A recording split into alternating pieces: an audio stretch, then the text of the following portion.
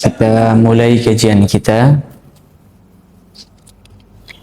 Bismillahirrahmanirrahim. Assalamualaikum warahmatullahi wabarakatuh.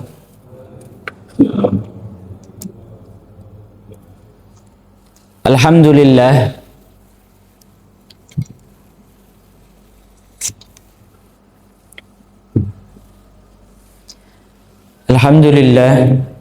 Alhamdulillahilladzi bini'matihi tatimmus shalihat. Alhamdulillahi hamdan katsiran tayyiban mubarakan fih. Nahmaduhu subhanahu wa nashkuruhu wa min kulli dhanbin nastaghfiruh. Wa nashhadu an la ilaha illallah wahdahu la syarika lah. Wa nashhadu anna Muhammadan abduhu wa rasuluh. Subhanaka la ilma lana illa ma 'allamtana innaka antal alimul hakim. Allahumma anfa'na bima 'allamtana wa 'allimna ma yanfa'una wa zidna ilman tanfa'una bihi ya rabbal alamin. Rabbi shrah li sadri wa yassir li amri wahlul 'uqdatam min lisani yafqahu qawli, amma ba'd. Bapak Ibu sekalian, jamaah salat subuh Masjid Al-Husna yang semoga dimuliakan Allah. Alhamdulillah, bersyukur kita kepada Allah atas segala limpahan nikmat yang Allah karuniakan kepada kita semua, di mana dengan kenikmatan-kenikmatan inilah kita bisa beraktivitas dalam keseharian kita. Maka sepatutnya kita senantiasa bersyukur kepada Allah dengan cara mempergunakan setiap nikmat-nikmatnya sebagai sarana kita untuk beribadah kepada Allah. Semoga kita semua yang hadir di tempat ini dijadikan dan digolongkan oleh Allah ke dalam golongan orang-orang yang bersyukur. Amin ya rabbal alamin. Jemaah yang dimuliakan Allah, kesempatan kali ini kita akan bersama-sama mengkaji satu tema, yaitu keagungan nikmat Al-Quran. Keagungan nikmat Al-Quran. Kajian ini berupaya untuk mengingatkan kita kembali terhadap keimanan kita terhadap Al-Quran. Kemudian begitu pula amalan-amalan kita di dalam mengamalkan isi kandungan Al-Quran. Maka semoga dengan kita memahami betapa besarnya nikmat yang Allah berikan kepada kita, yaitu salah satunya adalah Al-Quran, maka kita akan semakin semangat ya di dalam mengamalkan isi kandungan Al-Quran. Baik, jamaah yang dimuliakan Allah, kita akan mentadabburi ya, ayat pertama dari surat Al-Kahfi ya, surat yang sering kita baca, di mana Allah Subhanahu wa taala berfirman, A'udzubillahi minasyaitonir rajim. Alhamdulillahilladzi anzala ala abdihil kitaba wa lam yaj'al lahu iwaja. Alhamdulillahilladzi anzala ala abdihil kitaba wa lam yaj'al lahu iwaja. Yang artinya segala puji bagi Allah yang telah menurunkan Alkitab, yaitu Al-Quran, ala abdihi, kepada hambanya Nabi Muhammad sallallahu alaihi wasallam, wa lam yaj'al lahu iwaja, dan Allah tidak menjadikannya bengkok. Jamaah yang dimuliakan Allah, ayat ini ya ingin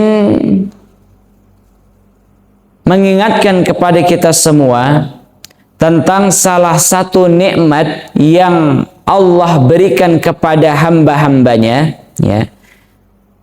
Mengingatkan kepada kita semua tentang nikmat-nikmat yang Allah berikan kepada hamba-hambanya. Salah satunya itu adalah nikmat Al-Quran, ya. Nikmat Al-Quran.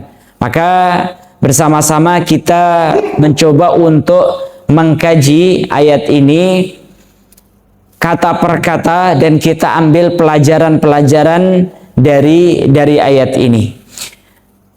Yang pertama, di dalam ayat ini Allah Subhanahu wa taala memulainya dengan alhamdulillah. Segala puji hanya milik Allah, ataupun artiannya segala puji bagi Allah. Ya. Kalau di dalam surat Al-Fatihah Allah menyebutkan alhamdulillahi rabbil alamin, ya. Dan masih banyak lagi ayat-ayat yang semisal, ya. Apa makna, ya? Di dalam ayat ini Allah menyebutkan alhamdulillah, Allah Subhanahu wa taala memuji dirinya sendiri. Alhamdulillah, segala puji hanya milik Allah. Apa maknanya jamaah sekalian? Para ulama menyebutkan kata alhamdulillah, ya, ini mengandung makna, ya, mengandung makna bahwasannya seluruh pujian itu hanya milik Allah Subhanahu wa taala, ya. Segala bentuk pujian itu hanya milik Allah. Karena apa? Di dalam, kalau kita perhatikan, ya, kalau kita perhatikan ayat ini dimulai dengan alif lam, ya, alif lam, di mana maknanya itu adalah, ya, istighraqul jins, yang artinya adalah mencakup segala sesuatu, ya, segala bentuk pujian itu maknanya adalah dikembalikan kepada Allah Subhanahu wa taala. Jadi maknanya bersifat menyeluruh, ya, bersifat menyeluruh. Baik, maka kalau kita mendapati kata alhamdulillah, segala puji hanya milik Allah, maka ini mengandung, ya, seluruh pujian itu, ya, yang ada di alam semesta ini kembalinya kepada Allah Subhanahu wa taala. Ya, sebagai contoh jemaah sekalian, kalau kita melihat, menemui keindahan, ya, keindahan yang ada pada diri manusia, misalnya, ya,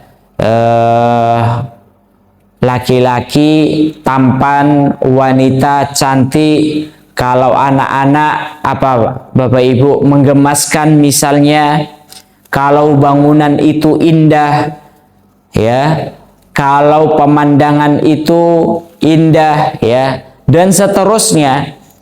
Kita melihat yang ada di alam semesta ini ataupun di muka bumi ini berupa keindahan-keindahan, hal-hal yang menakjubkan, maka kita akan memuji, ya, kita akan memuji objek tersebut, ya, betapa bagusnya, ya, betapa indahnya, ya, dan seterusnya. Maka ketika kita memuji makhluk-makhluk ciptaan Allah, itu pada dasarnya kita sedang memuji penciptanya, yaitu adalah Allah Subhanahu wa ta'ala.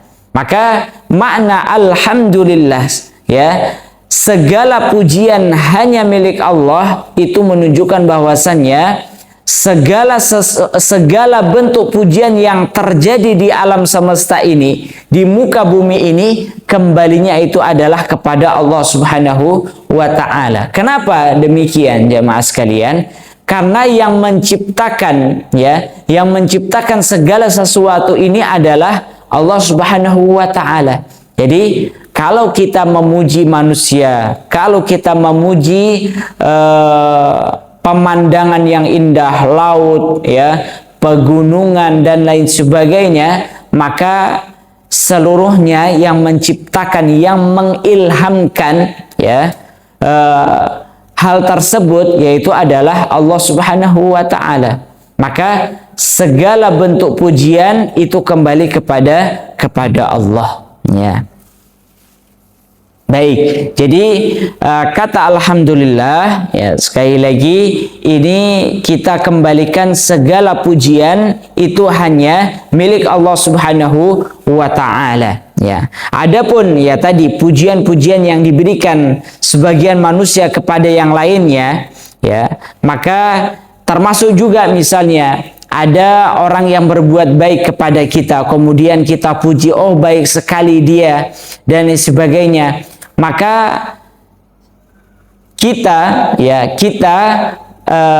sedang memuji siapa yang mengilhamkan, siapa yang mengilhamkan perbuatan baik itu kepada dirinya, yaitu adalah Allah Subhanahu wa ta'ala. Contohnya jemaah sekalian, ada seorang yang dermawan, mendermakan hartanya, kemudian kita puji dia, maka pada dasarnya kita sedang memuji Allah Subhanahu wa ta'ala. Kenapa demikian? Karena yang mengilhamkan, yang menggerakkan hati si dermawan tersebut untuk menginfakkan hartanya, yaitu adalah Allah Subhanahu wa ta'ala. Maka tidak ada alasan bagi kita semua untuk tidak senantiasa memuji Allah Subhanahu wa ta'ala.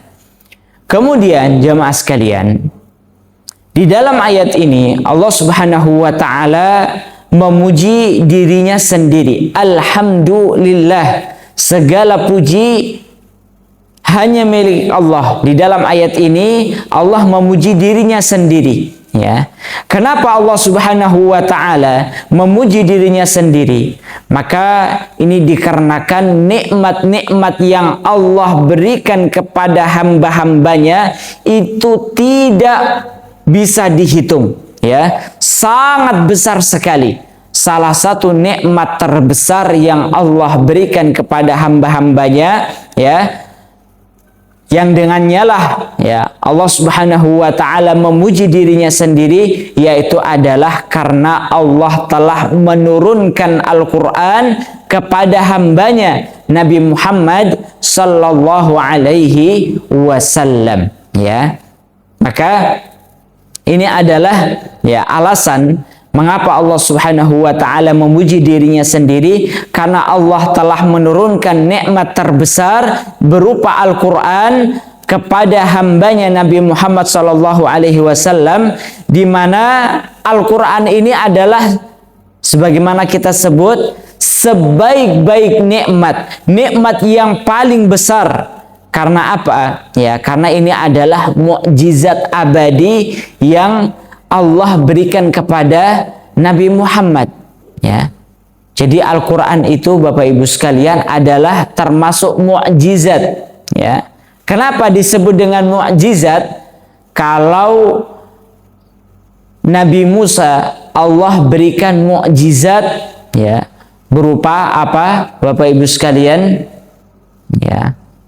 Tongkat misalnya yang bisa membelah lautan, ataupun mukjizat yang lainnya, mukjizat yang Allah berikan kepada Nabi Sulaiman, mukjizat yang Allah berikan kepada Nabi Isa dan nabi-nabi yang lainnya, itu hanya terhenti saat itu saja, saat mereka hidup.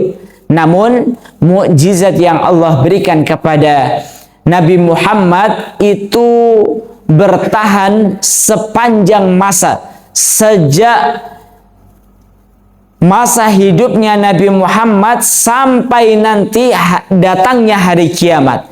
Tidak ada yang bisa mengalahkan, tidak ada yang bisa merubah isi kandungan Al-Quran, dan orang-orang akan mendapatkan petunjuk dari Al-Quran ini. Maka Al-Quran adalah mukjizat abadi yang Allah berikan kepada Nabi Muhammad SAW, yang isinya adalah petunjuk-petunjuk, yang isinya adalah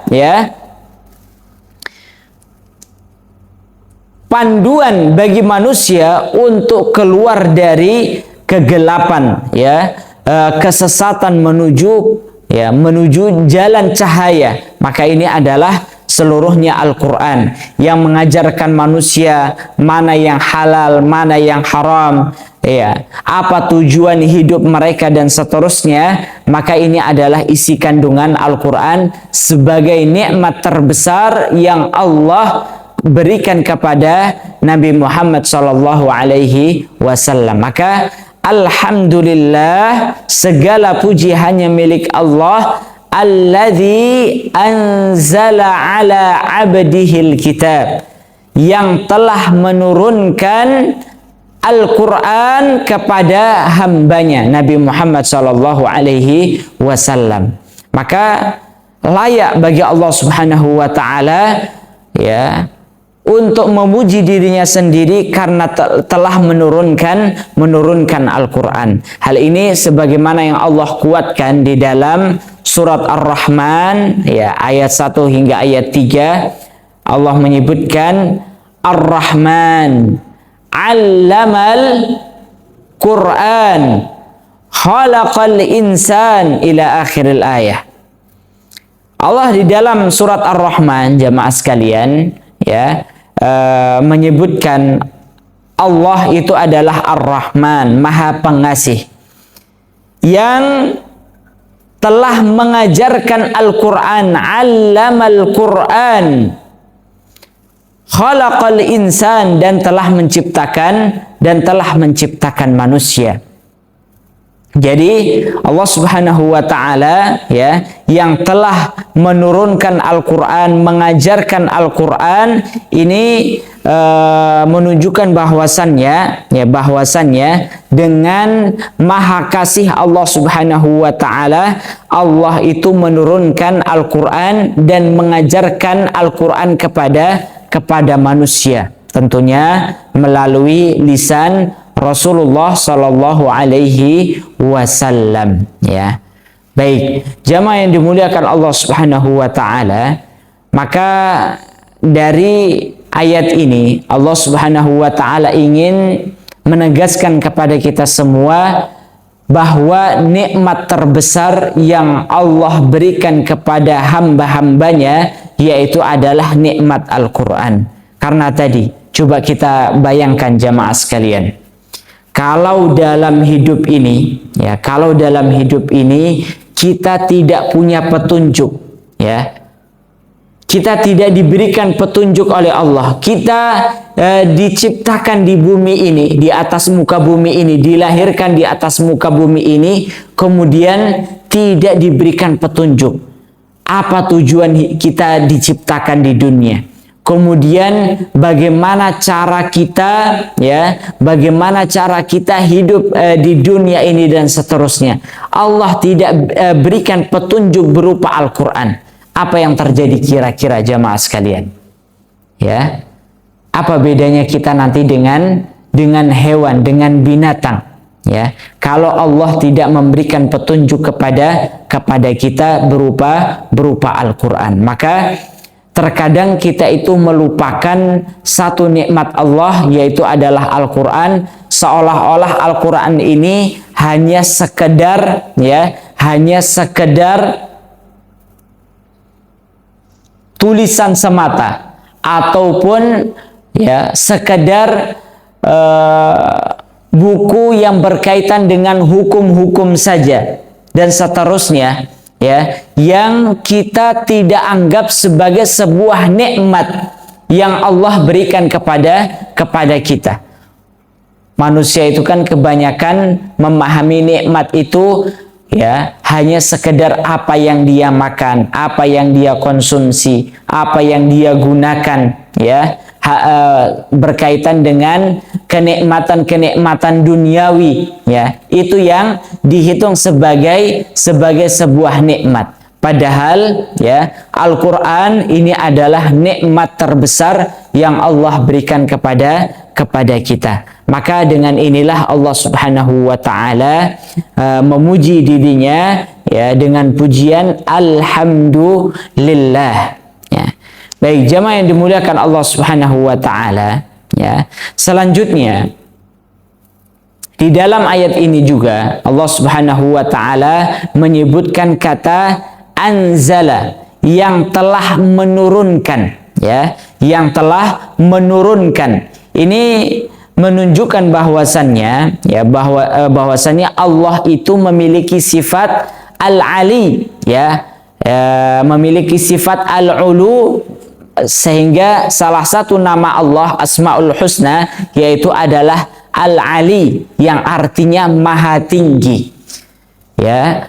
Karena Allah memiliki nama maha tinggi, maka segala sesuatu ya, segala sesuatu nikmat-nikmat maka Allah turunkan kepada hamba-hambanya. Ya, jadi karena Allah memiliki sifat al-ulu, ya, tinggi, ya, ketinggian bagi Allah, kemudian maka nama Allah itu adalah al-ali, ya, maha tinggi.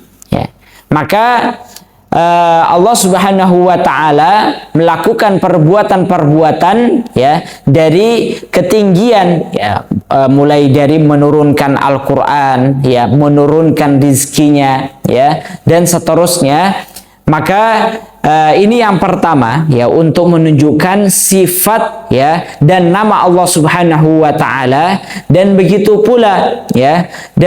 pula bahwasannya kata anzala, ya, anzala ala abdihil kitab, telah menurunkan kepada hambanya Alkitab, yaitu adalah Al-Quran, untuk menegaskan bahwasannya Al-Quran ini berasal dari Allah Subhanahu wa ta'ala, ya, bukan berasal dari perkataan manusia.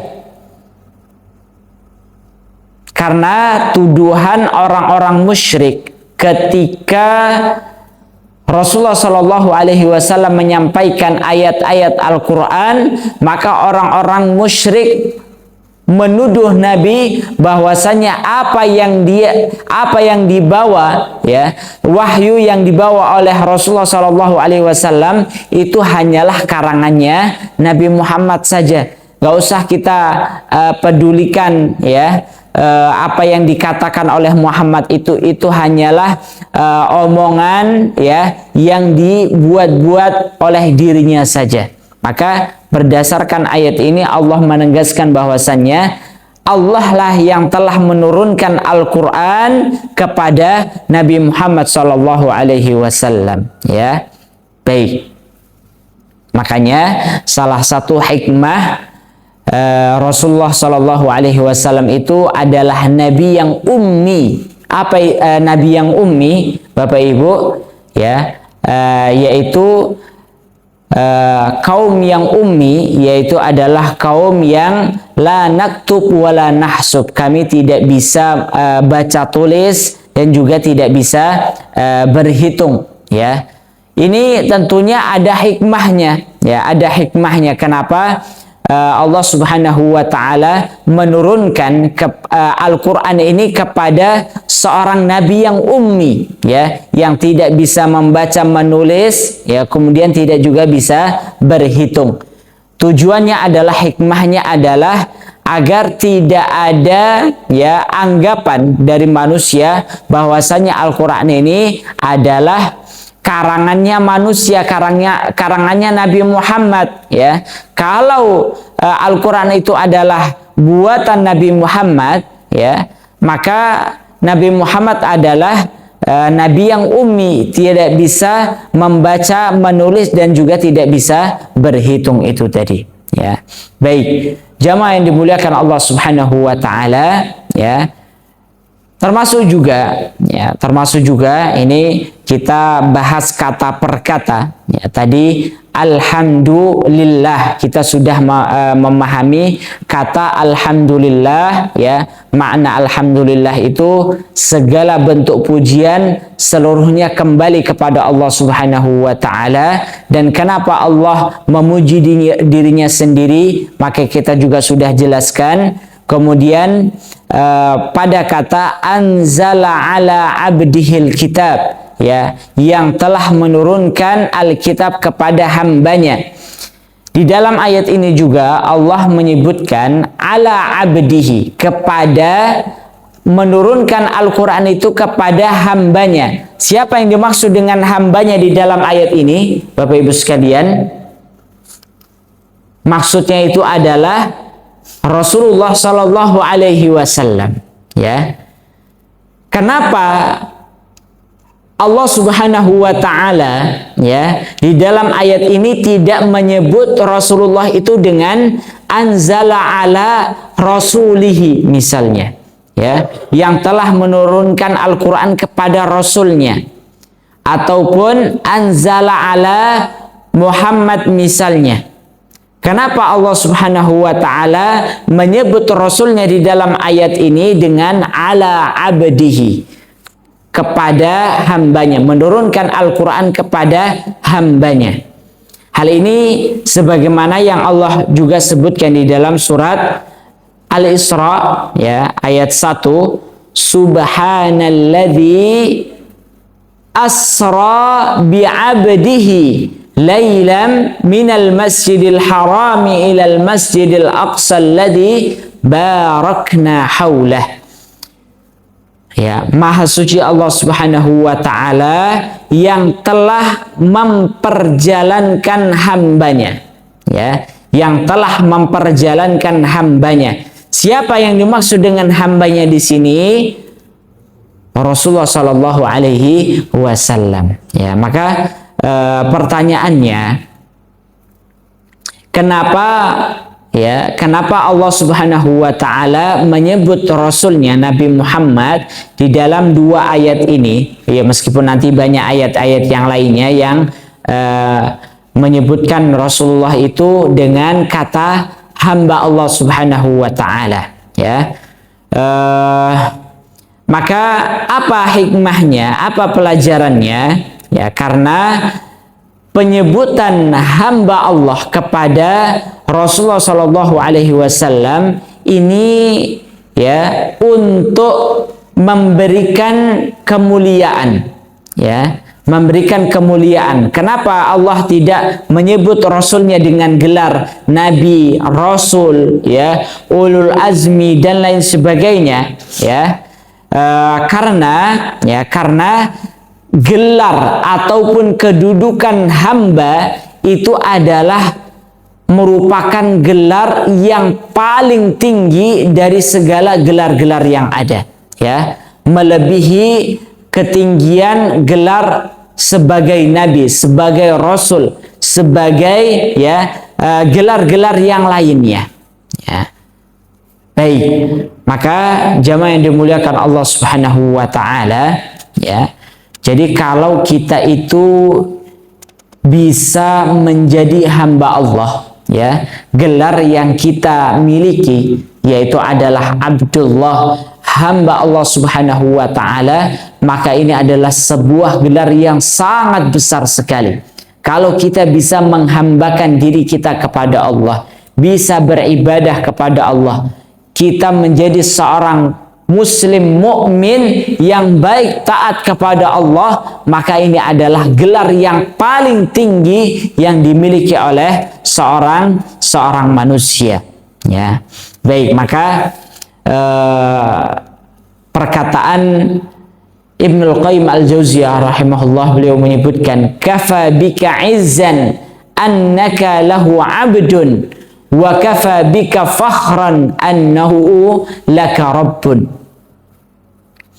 Cukuplah sebagai kemuliaan jika kamu menjadi hambanya, ya. Jadi kita itu tidak perlu mencari kemuliaan-kemuliaan di atas muka bumi ini, di dunia ini, ya. Cukuplah kemuliaan bagi kita kalau kita menjadi hamba Allah Subhanahu wa ta'ala. Karena Ibnu Qayyim menyebutkan cukuplah sebagai kemuliaan bagi diri kita jika kita menjadi hamba Allah Subhanahu wa ta'ala. Ya, kalau orang itu kan kalau gelarnya itu mentereng, Pak, ya. Mulai dari doktor, profesor, doktor, apalagi, Pak? Belakangnya, kalau depannya tadi sudah profesor, doktor, ya. Kalau belakangnya MA, kemudian apalagi MBG, ya, kemudian MM yang lainnya lah, ya. Kalau orang itu punya gelar, ya, bahkan ada yang gelarnya itu sampai satu baris itu nggak cukup, ya. Satu gelar akademiknya satu baris itu nggak cukup, ya. Atau gelar kerajaan misalnya, ya. Gelar kerajaan itu juga ada, ya. Baik, maka ketika manusia, ya, mencari kemuliaan, apakah itu dengan gelarnya, dengan keturunannya, ya, dengan yang lain sebagainya, maka, ya, maka cukuplah kita, ya, cukuplah kita ketika kita memiliki gelar Abdullah, ya, Abdullah, hamba Allah Subhanahu wa ta'ala, maka itu sebenarnya cukup bagi kita. Seberapa banyak gelar yang kita miliki, tapi kalau kita tidak punya satu gelar ini, yaitu adalah gelar hamba Allah, maka seluruh gelar-gelar yang kita miliki itu tidak ada nilainya, ya, tidak ada nilainya. Wa kafa bika fakhran annahu laka rabbun, dan cukuplah sebagai kebanggaan, ya, jika dia, yaitu adalah Allah Subhanahu wa ta'ala, sebagai Rabbmu, ya.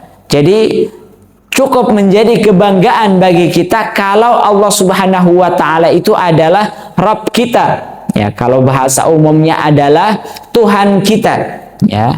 Baik, jamaah yang dimuliakan Allah Subhanahu wa ta'ala, jadi ketika Allah Subhanahu wa ta'ala menyebutkan anzala ala abdihil kitab, Allah lah yang telah menurunkan Al-Quran kepada abdihi, hambanya Nabi Muhammad sallallahu alaihi wasallam, ya.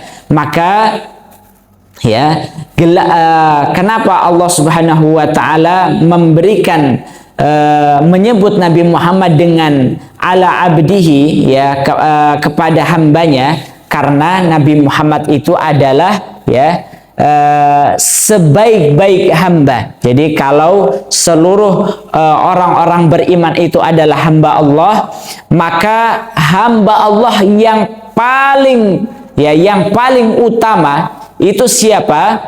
Nabi Muhammad sallallahu alaihi wasallam. Maka manusia yang paling mulia ataupun hamba yang paling mulia sepanjang sejarah manusia, yaitu adalah Nabi Muhammad sallallahu alaihi wasallam. Maka di dalam ayat ini Allah menyebut Nabi Muhammad itu ala abdihi, karena Nabi Muhammad itu adalah sebagai hamba Allah yang paling mulia, ya, yang paling mulia. Maka demikian juga kita, jamaah sekalian, kita juga seluruh gelar kita itu adalah Abdullah, hamba Allah Subhanahu wa ta'ala. Maka berbanggalah kita dengan gelar ini, karena gelar ini tidak dimiliki oleh mereka yang tidak beriman kepada Allah, ya. Gelar ini tidak dimiliki oleh mereka meskipun statusnya muslim namun tidak taat kepada Allah Subhanahu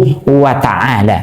Baik, jamaah yang dimuliakan Allah, demikian juga, ya, demikian juga Allah menyebut, ya, Alkitab, ya, Alkitab, yaitu maknanya adalah Al-Quran, ya, Al-Quran. Al-Quran ya Allah sebut dengan Alkitab karena untuk menunjukkan ya yang dimaksud dengan Alkitab ya yaitu adalah Al-Quran maknanya ya. Baik, jamaah yang dimuliakan Allah, karena Al-Quran ini sebagaimana kita sudah sebutkan tadi sebagai nikmat yang paling besar yang Allah berikan kepada hamba-hambanya, dan ya Al-Quran ini juga diantara keistimewaannya yaitu adalah mengumpulkan menjadi rangkuman bagi kitab-kitab samawi yang pernah Allah turunkan kepada para nabi dan rasul sebelum Nabi Muhammad sallallahu alaihi wasallam ya. Ibnul Qayyim Al-Jauziyah beliau menyebutkan di dalam kitab Madarijus Salikin bahwa Allah itu telah menurunkan kurang lebih 104 kitab ya, 104 kitab kepada para nabi dan rasul sebelum Nabi Muhammad ya. Maka 104 kitab ini Allah ringkaskan ya, karena kan kitab-kitab samawi yang Allah turunkan kepada para nabi dan rasulnya ini kan berisi tentang risalah Allah Subhanahu wa taala, pesan Allah kepada manusia. Maka seluruh pesan-pesan Allah ini Allah rangkum dalam kitab terakhir ya, dalam kitab suci terakhir, yaitu adalah Al-Quran ya. Maka Al-Quran ini pada dasarnya menghimpun seluruh ajaran-ajaran, pesan-pesan yang Allah pernah sampaikan di dalam kitab Taurat, kitab Injil, kitab Zabur, dan kitab-kitab yang lainnya. Baik, jamaah yang dimuliakan Allah Subhanahu wa taala ya. Maka inilah ya yang dimaksud di dalam firman Allah Subhanahu wa taala ya, alhamdulillahilladzi anzala ala abdihil kitaba wa lam yaj'al lahu iwaja ya. Kemudian ada faedah yang lainnya yang bisa kita ambil ya, di dalam ayat ini juga Allah Subhanahu wa taala menyambungkan, menggandengkan ya penyebutan ala abdihi alkitab ya. Allah menurunkan kepada hambanya yaitu Alkitab, atau maknanya adalah Al-Quran. Allah sebutkan secara berdampingan. Ini maknanya apa jamaah sekalian?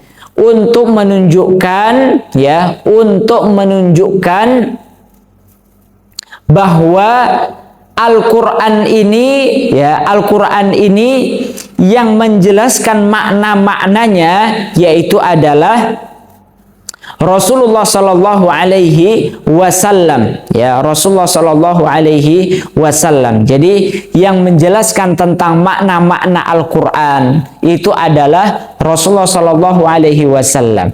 Maka Rasulullah itu ya, Rasulullah itu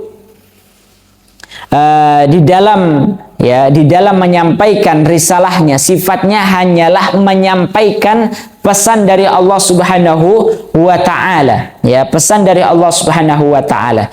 Maka kita tidak bisa mengamalkan isi kandungan Al-Quran tanpa berdasarkan penjelasan dari Rasulullah Shallallahu Alaihi Wasallam. Maka yang punya otoritas, punya keahlian untuk menjelaskan isi kandungan Al-Quran yaitu adalah Rasulullah ya. Dan Rasulullah menyampaikan, mengajarkan Al-Quran kepada para sahabatnya.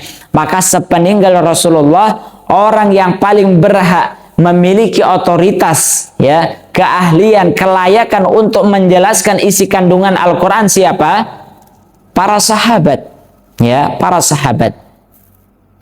Kemudian setelah itu para sahabat mengajarkan kepada para generasi setelahnya yaitu tabi'in. tabi'ut tabi'in dan seterusnya, maka generasi inilah yang memiliki kelayakan untuk menjelaskan isi kandungan Al-Quran. Itu artinya jamaah yang dimuliakan Allah, isi kandungan Al-Quran ya itu tidak bisa dijelaskan secara sembarangan ya. Masing-masing orang bisa menafsirkan Al-Quran, nggak boleh jamaah sekalian menafsirkan Al-Quran. Oh, yang penting saya bisa paham bahasa Arab, saya nafsirkan Al-Quran semau saya, nggak bisa ya. Allah menggandengkan antara ala abdihi al-kitab ya secara berdampingan untuk menegaskan bahwasannya isi kandungan Al-Quran yang faham terhadap makna kandungan Al-Quran itu adalah Rasulullah Shallallahu Alaihi Wasallam dan ulama-ulama sepeninggal Rasulullah ya. Kemudian ya begitu pula penyebutan kata hambanya dengan Alkitab, Al-Quran secara berdampingan untuk menunjukkan ya, menjadi isyarat bahwasannya ya seorang nabi ya dalam menyampaikan Al-Quran ya, dalam menyampaikan Al-Quran hanyalah sebagai seorang hamba ya, sebagai seorang hamba. Artinya jamaah sekalian ya, Rasulullah itu hanyalah ya rasul yang Allah perintahkan untuk menyampaikan isi kandungan Al-Quran ya, isi kandungan Al-Quran. Makanya kata hambanya di sini ya untuk menunjukkan bahwasannya manusia tidak boleh meninggikan derajat ya Rasulullah Shallallahu Alaihi Wasallam di pada tempat yang tidak ya selayaknya. Maknanya adalah ya menempatkan ataupun mengagungkan Rasulullah secara berlebihan. Makanya Allah menyebutkan ala abdihi di sini ya untuk menegaskan bahwasannya Rasulullah itu hanyalah menyampaikan ya risalah wahyu dari Allah Subhanahu wa taala. Hal ini sebagaimana yang Allah kuatkan di dalam surat Al-Kahfi ayat 110 ya. Qul innama ana basyarum mithlukum.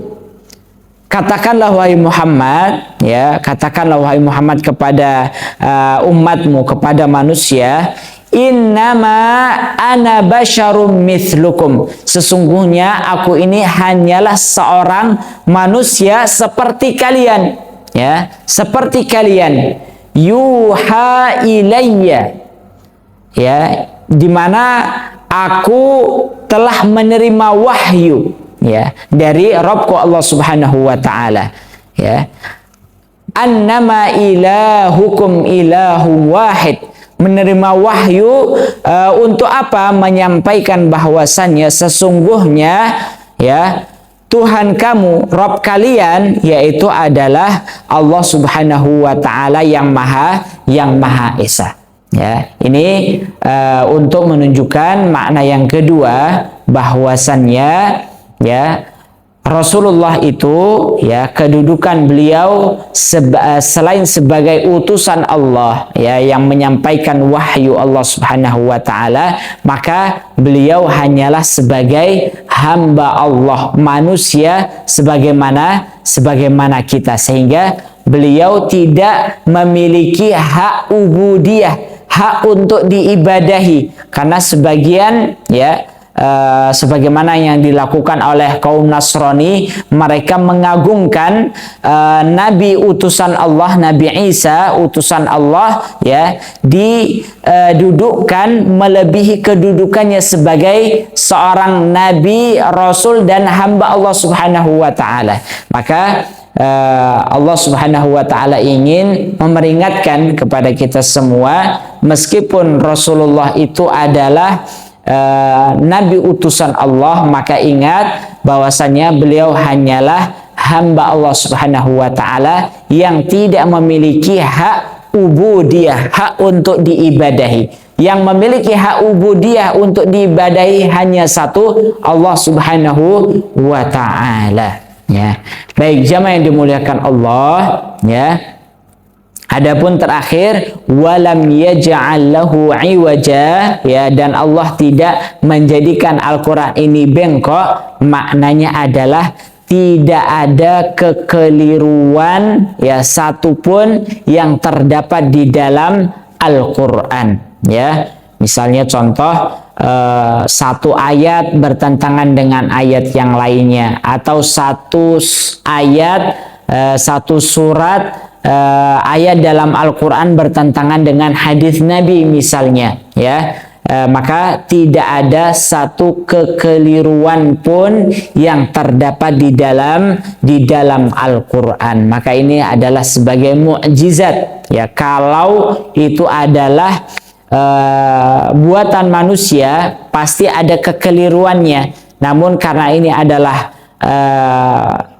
wahyu dari Allah Subhanahu wa taala, firman Allah, maka tidak ada kekeliruan, kesalahan dalam Al-Qur'an. Demikian jemaah yang dimuliakan Allah yang bisa kita sampaikan. Sekali lagi, tujuan kita mengkaji, ya, tema keagungan nikmat Al-Qur'an. Yang pertama, semoga kita semakin dekat dengan Al-Quran, ya, semakin mengagungkan Al-Quran, dan demikian pula pengamalan kita terhadap isi kandungan Al-Quran semakin meningkat. Wallahu a'lam, demikian yang dapat kami sampaikan. Sebelum kita akhiri, barangkali ada yang ingin ditanyakan, apakah dalam tema ini ataupun hal yang lainnya, maka kami persilahkan. Wallahu a'lam.